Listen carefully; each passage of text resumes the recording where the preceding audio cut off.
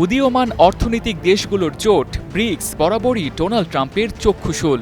সম্প্রতি ব্রাজিলের ব্রিক্স সম্মেলনে ডোনাল্ড ট্রাম্পের শুল্ক নীতির কড়া সমালোচনা করে আন্তর্জাতিক মুদ্রা তহবিল পুনর্গঠনের প্রস্তাব দেয় ব্রিক্সের সদস্যভুক্ত দেশগুলোর সরকার আর রাষ্ট্রপ্রধানরা। আর তাতেই চটে গিয়ে ডোনাল্ড ট্রাম্প বলেন, ব্রিক্সের আমেরিকা বিরোধী নীতি অনুসরণ করলেই সেই দেশের উপর অতিরিক্ত আরও 10% শুল্ক আরোপ করা হবে। যদিও এখানে আমেরিকা বিরোধী কী নীতির কথা তিনি বলেছেন তা উল্লেখ করেননি। ব্রাজিল, চীন, ভারত আর দক্ষিণ আফ্রিকার উদ্যোগে প্রতিষ্ঠিত অর্থনৈতিক জোট ব্রিক্সের সদস্য এখন রাশিয়া, ইরান, সৌদি আরব, মিশর, সংযুক্ত আরব আমিরাত।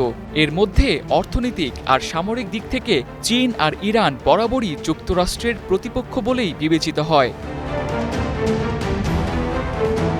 এবার ব্রাজিলে অনুষ্ঠিত ব্রিক্সের ১৭তম সম্মেলনে ১০ সদস্য দেশের সরকার ও রাষ্ট্রপ্রধানরা যুক্ত হয়ে সমালোচনা করেন মার্কিন শুল্কারোপে বিশ্ব অর্থনীতিতে প্রভাবসহ বৈশ্বিক নানা ইস্যুতে।